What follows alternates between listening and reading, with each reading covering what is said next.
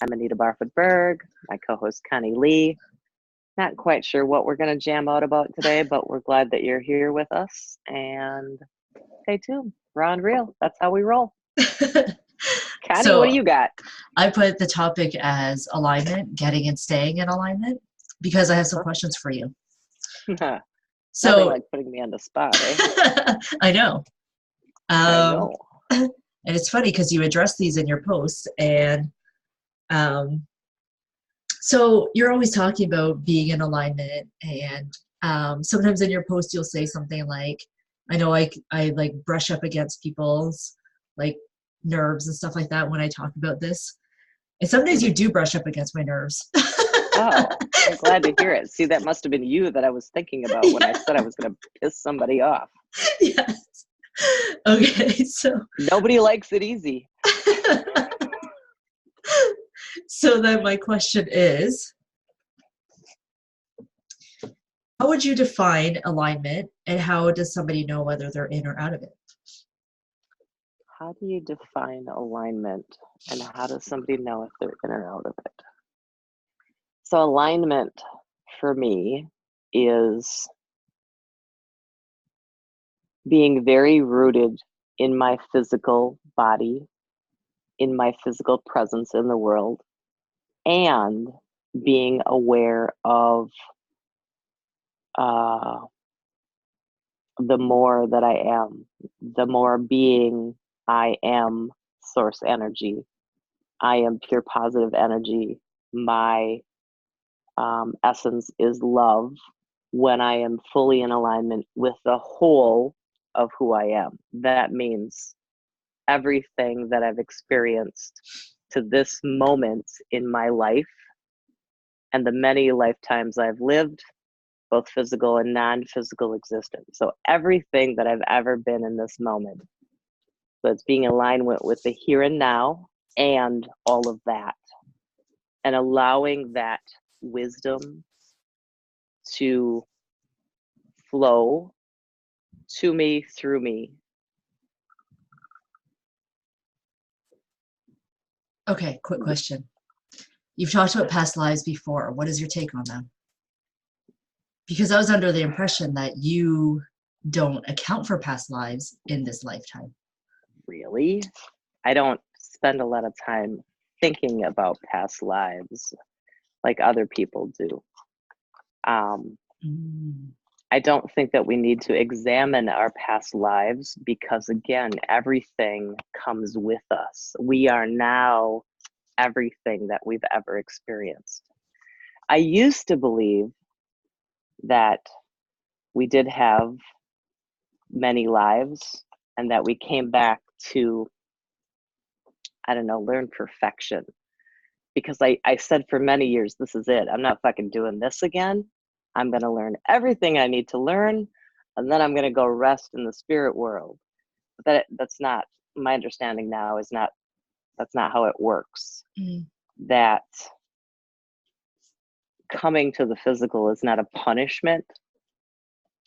It is a way of expanding our essence by having a physical experience and everything that we learn, both in the physical and non-physical, because I believe that we also learn in the non-physical when we're there, when we're not in a physical body, we continue to learn. And so the way I understand it now is that it's never ending. And that, like I said, this isn't a punishment being here. This isn't like, you need to go back and learn that lesson because you like royally screwed up. It's not like that. It's, I decide because I am source energy. I decide how I desire to expand. And then I fully agree that I want to come into the physical because that is how I know I will expand into that. So what do you think that, okay, so when you're saying that we still continue to expand when we're not in physical, so how would you describe that? Like your soul, your essence, right? As you were saying, but how do you describe that as So is it like What this ball of like energy and it just keeps going in through these different lives and dimensions and stuff? I don't know. sounds kind of woo, doesn't it? But Yeah. yeah, basically, Okay. because everything is energy. Everything is vibrational. Our thoughts are vibrational. Our being, the way we're being is vibrational. The way we conduct ourselves is vibrational. Disease is vibrational. Um, things have a vibration. Plants have a vibration. Trees have a vibration. All of it. Everything you see has a vibration. And really, some would argue that all those physical things you see, they're not really real. They're just your perception of it. And so I believe that our true essence is energy. I believe that source energy, or the universe or God or creator or whatever you call it, is energy. It is a consciousness. It is something that we're all part of. We're all interconnected. We have a knowing about this energy, and we are this energy. So when the Bible says things like you're created in God's image, to me, it is that I am that energetic essence of God, and I am co-creating with that source energy. Does that Interesting. answer your question? I know it's kind of mind-blowing because this is fairly new for me. Like, the understanding of it is fairly new. I've always kind of known it and it made sense. I just think it's really interesting how the doctrines and the spiritual beliefs of the world are so limiting, because this feels limitless. Yeah. Okay, going back to alignment, our original topic. So what was the second part of the question of alignment? What is alignment and what is getting in alignment? Did I answer both of those questions? Oh, I So, didn't. yeah, like basically, for me, I know I'm in alignment when I feel good, right? But I don't know enough when I'm not in alignment until I feel really shitty. Do you know what I mean? Like, You for me, don't it's notice that you kind of don't yes, feel good? I feel sometimes neutral. And so I don't do anything about But it. And I slip but quickly to not. but I think neutral, if we're not bullshitting ourselves into not feeling, if we're neutral and we're feeling, then I think we're still in alignment. I know I am in alignment if I'm neutral, meaning I can view things and they don't cause a reactive reaction in me. I'm Mhm. still in alignment. I still feel good. It's when I bullshit myself into saying, I don't want to look at that because that pisses me off, and I'm just going to look over here instead. But I'm in protective mode on some level, and I am out of alignment. And I know it because I don't feel good. I feel guarded. I feel not at peace. Okay, so we've talked about spiritual bypassing, and you don't actually agree that such thing exists. But when you're Well, just that, saying, right. That I knew you were going to say that. okay, so then when it comes to, I guess my question is that where for you is the line of processing and feeling something in order to shift back into alignment, right? Like if we're talking, say, grief, that could Mhm. be like years for some people. I'm torn with that, and I get that grief is different for everybody. When my dad passed away, it was probably a good 3 month or 3 week period that I was in intense grief. And then there were phases of it. But what I noticed is the lingering of it was my denying what was. It was my inability to cope with what was. Mm-hmm. And when I just sat with it and really got serious about being present with what I was feeling, Mm-hmm. it was actually less than 24 hours that I moved through and was at peace with my dad not being physical anymore. It's interesting. And so I don't, like, even what I said about, you know, bullshitting ourselves and not looking at a situation and looking somewhere else, but knowing that that brings up a reaction in us, I don't look at that as spiritual bypassing. I see where somebody could. There's nothing spiritual about that because you are knee deep in denial. There's nothing spiritual about it because you're not doing the work, you're avoiding the work. So do you see the difference? I think that I'm conflicted with this whole thing. I know. I love conflict. So there's a part of me that's like, okay, well, what you said is that if there's this culture right now of be high vibe, you're going to attract what you get, blah, blah, blah, right? All that stuff. And so then when somebody is angry or they're sad or whatever, and somebody says, sometimes you'll say to me, focus on what you want, right? Then there are times that I'm like, it's bypassing because it's saying, don't look at what is, right? So then, but then you and I have had these conversations where you say, there's not really, like, spiritual bypassing doesn't exist. So where is that? So is there a difference between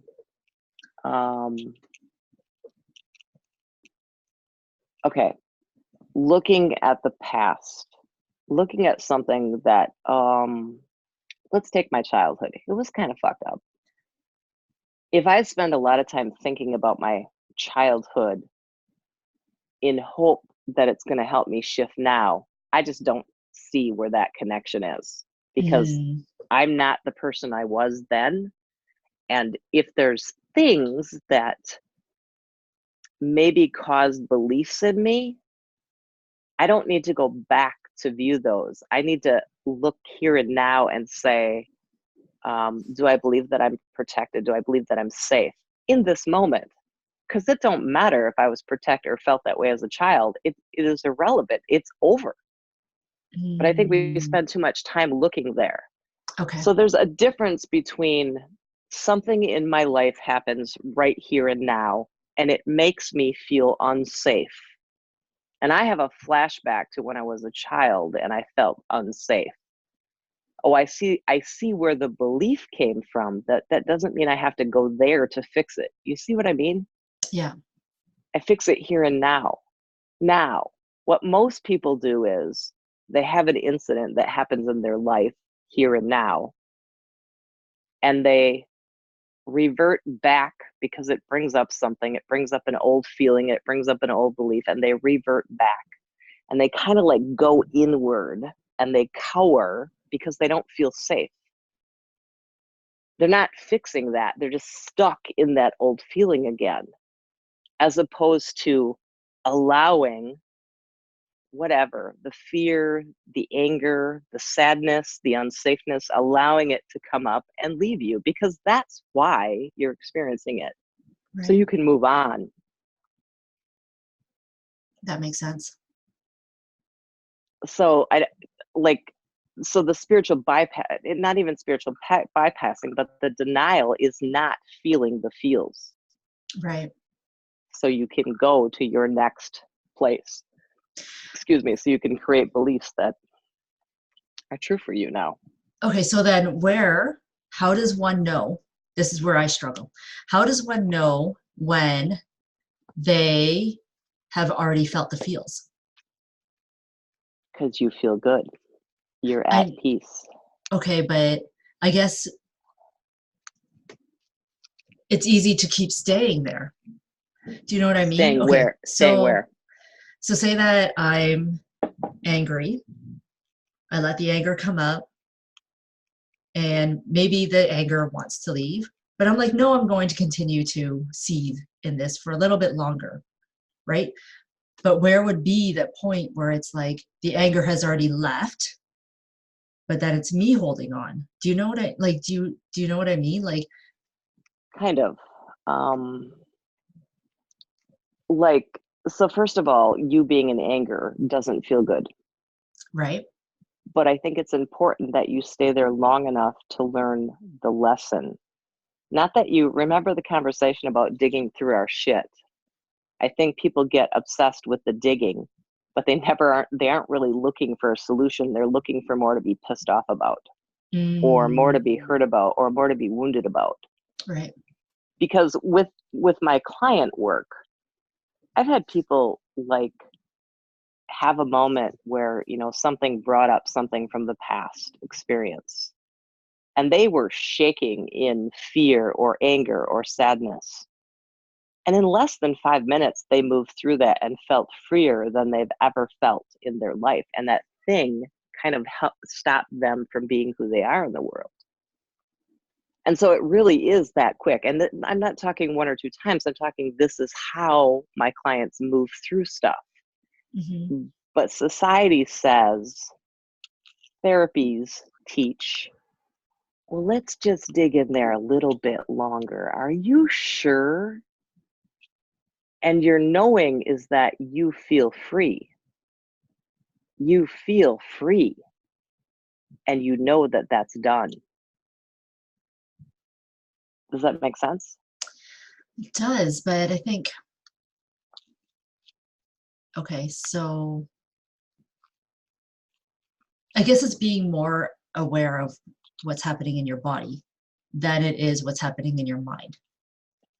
Absolutely, because our mind is the part that bullshits us. It's the ego. It's the one that says, I'm justified in the way I think, or I'm justified that you hurt me by that, or I'm justified that I don't trust you because you deceived me. Our mind says all of that.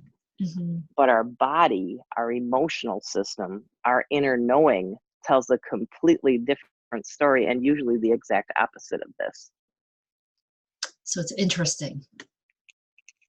So something like anger, when it comes up and it shows up in your body as like whatever tension, whatever it may be, you know it's done or gone when your body feels lighter. Right. You would feel relaxed. Your body isn't having resistance. Your mind might still have resistance, Mm-hmm. but again, that feels like the ego trying to protect you, because all of your friends will say, attack, attack, attack. Let's drum this up. Let's make this big. But your body's saying, no, I'm over it. Like, I got what I needed from this and I'm over it. Interesting. Interesting. Okay, so a different way of doing.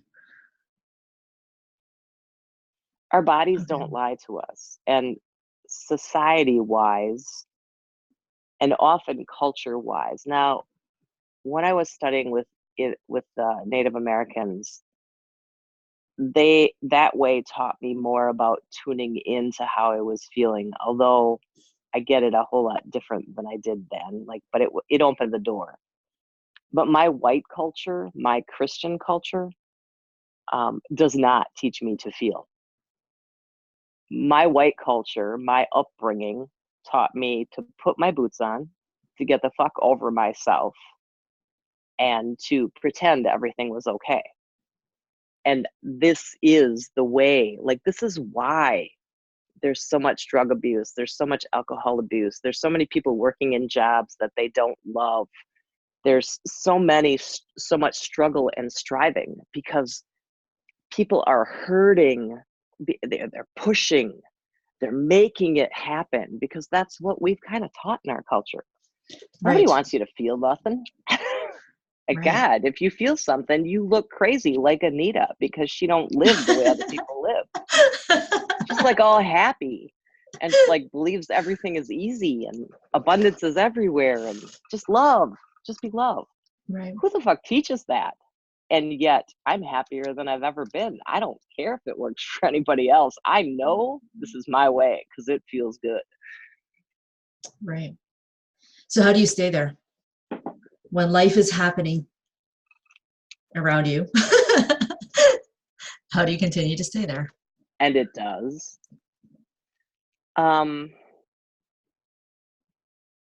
So I really make it important that I feel good.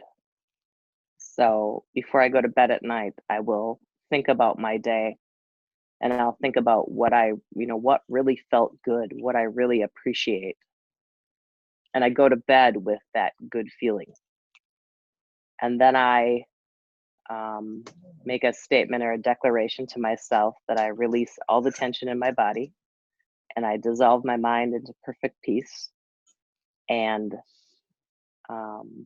thought is going to stop as I sleep, that I'm going to get a good rest, that I'm going to feel refreshed.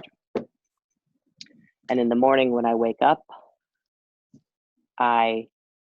this was really hard for me because I used to get up and go to the coffee pot, and now I lay there and I just feel my body. Basically, I feel how my head feels on the pillow.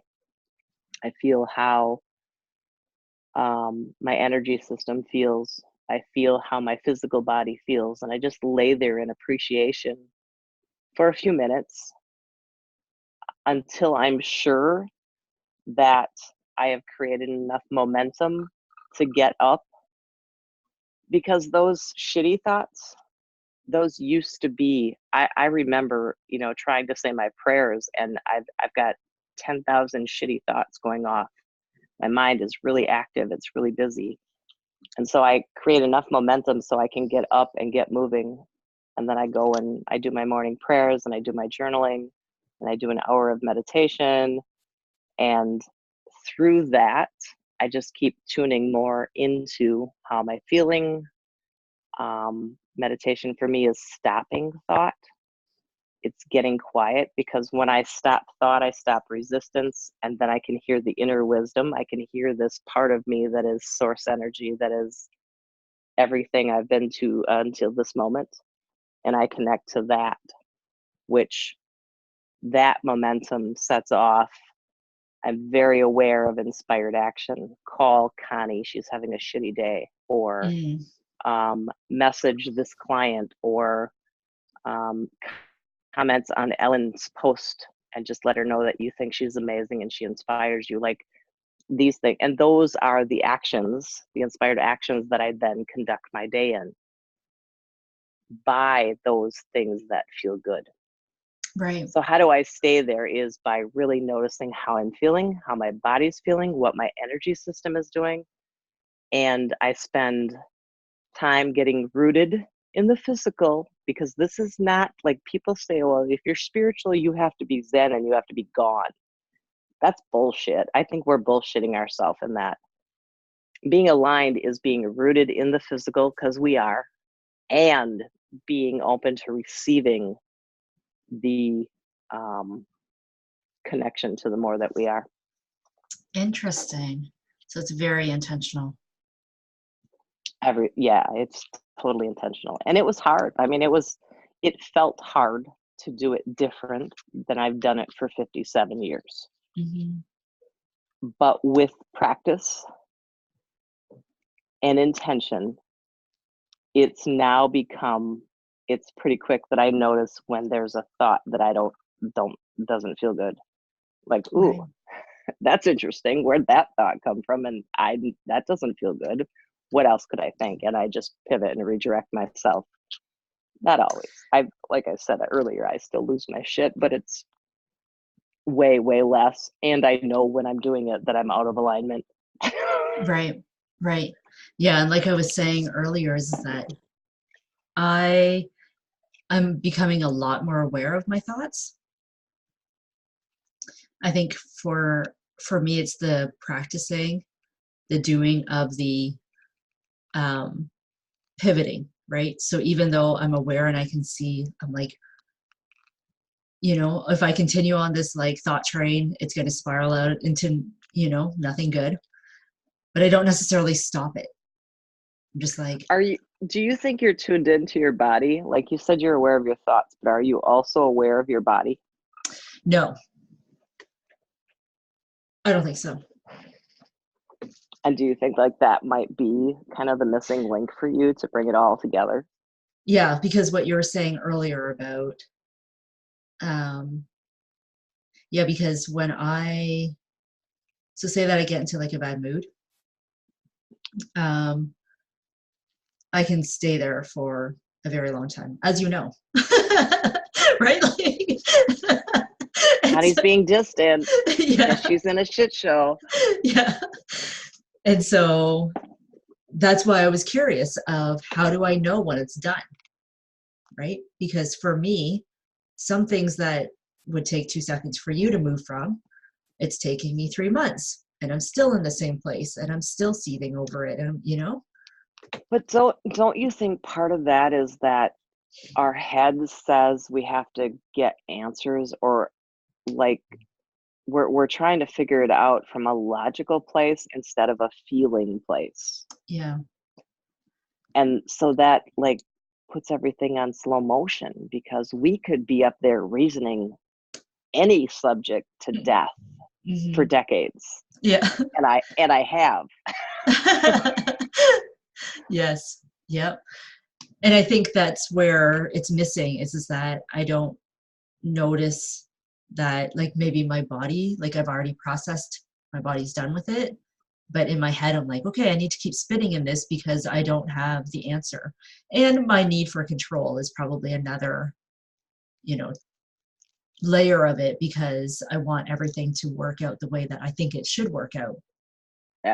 Oh, I hear you. I was the biggest control freak ever, but I've noticed that as I get more neutral and not feel the need to control things, there is freedom once you get past the resistance that it's different, because I don't have to fix anything. I don't have to fix anybody. I don't have to fix anything. I know that things are always working out for me. And I know that if I am this source energy, this more, then you are, and my husband is, and my mother is, like they all have the same thing. I'm not special in that. And Right. so they also know what's best for them. And how they deal with that, how they move through life is really their choice. Mm, yeah. And that's another layer of my stuff is that on top of being a control freak about how I think things should be, I want others to behave in the way that I think they Yeah. should. Well, it just makes it easier when they do what we want them to do. Yes. There's no resistance in everybody agreeing with us, but there's also no growth and there's no expanse. And this physical life is about expanse. Right. It's about being, it's about expanding consciousness, and it's about being joy. Like that's it. Everybody wants to know what their purpose is. Be happy, be joyful. Find out for you what that means. And it's different for everybody. And Hmm. then keep expanding more and more into joy. Right. Right. Seems pretty easy. I don't know why the hell we complicate. Like, who doesn't want that? Like, why don't we just do that? I know. And I think about this sometimes because I've also been on the flip side of just pursuing my tens all day long for weeks and having really amazing things happen. And I know that that's the biggest key. And yet it takes me a long time to get back to that because I'm like, no, it has to be hard. Like it has Right. to be, Like, right? are we idiots? Like, I think about this often because I still get in my head about, wow, the more I live this, the easier it gets, and the more abundance there is, and the more happier I feel, and the more good I feel. And I'm like, ooh, but it can't last. Right, right. That's, yeah, But it, exactly. but the only thing that makes it not last is us going back to what was familiar. And I think for me, Mhm. that was about, like, I've always known. I remember being 4 or 5 years old and knowing wow, we got the shit backwards here. Yeah. But there was that desire that was pretty deep in me that wanted to fit in and wanted to feel like I belonged and wanted to be liked. And who the fuck likes the crazy woman who does things different? And now I'm more unoffendable and I take less things personal, and I don't care if people like it. I know that it feels good, and I know that it works for me. I know that I'm happier and healthier and more alive than I've ever been. And so when I hear the story of, oh, Anita, you should build an email list. Everybody says you should have one. And yet all I have to do is say to the universe, I'd like another client. And boom, there one is. What Mm, way would you rather do it? right. Right. Yeah. It's a big, there's a few things that I'm like, this is a big topic to pursue, a big change, um, a big thing to disrupt, right? And yet there's not enough people disrupting. Do you know what I mean? Like, this is one of them, of this whole, like, we have to be doing it this way and not following our own intuition, our own guidance. Well, when we follow that intuition and internal guidance system and are aware of how we feel, everything gets easier.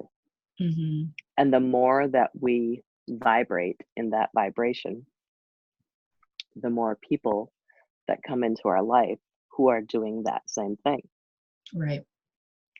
And the people who are circling, excuse me, or just creating life hard, they kind of fall out of your radar. It's like you're not tuned to the station that they're on anymore. You're tuned to a different station. And, then we go through, oh my God, like my friends aren't my friends anymore. And we have to be willing to let things change. We have to be willing to allow them to expand instead of being that control freak that's trying to keep everything the same, which doesn't feel good. We don't like how it feels, but we don't want to allow it to become something else. And in that allowing, it's going to feel weird. It's going to feel different. Yeah, the friend thing is a hard one. It's been a hard one for me in the sense of like letting people drop off, right? Letting go of relationships because it sucks. And I Well, know you probably have something to say to that, but it feels shitty. I mean, it kind of made me feel like a shitty person when my friends of 30 years weren't my friends anymore in the same way. And yet what I've realized is that when I let go of the resistance that it was changing, and I just released it to let it be what it was, it oftentimes comes full circle and they come back in, but they come back in at a new alignment. So they do the work, like, because so everything is vibrational. I'm emitting a vibration, right? You're emitting a vibration, and that's attracting our tribe, our people, the people around us, our relationships. And as we raise, I don't know if that's a good word, because I like to say move closer to the vibration of love, whatever that is, higher, lower. I don't really know the science of it. More and more people in my life also are moving to that vibration. And man, the relationships are good. They're honest. They're um, allowing. They're comfortable. They're freeing. Because when I love me, then I'm able to love everybody in my, relationships for who they are, not for how they be, but like I'm okay with you're creating your reality and interesting. I'm creating mine. And there's just such, I don't know, freedom in that, such acceptance in that, things that I've wanted all my life. Like, I love me, I accept me, I know that I'm worthy, I know that I get to be, do, or have anything I want. And now I'm attracting people in my life who also know that. Mm. Okay. We need to end it now. Was that was the feel good?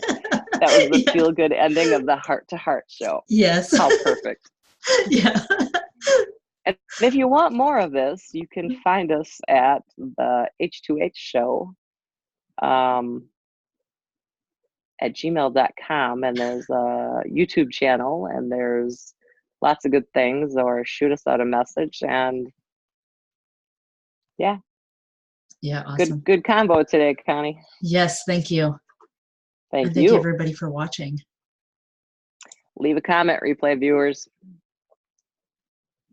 Let us know you were here.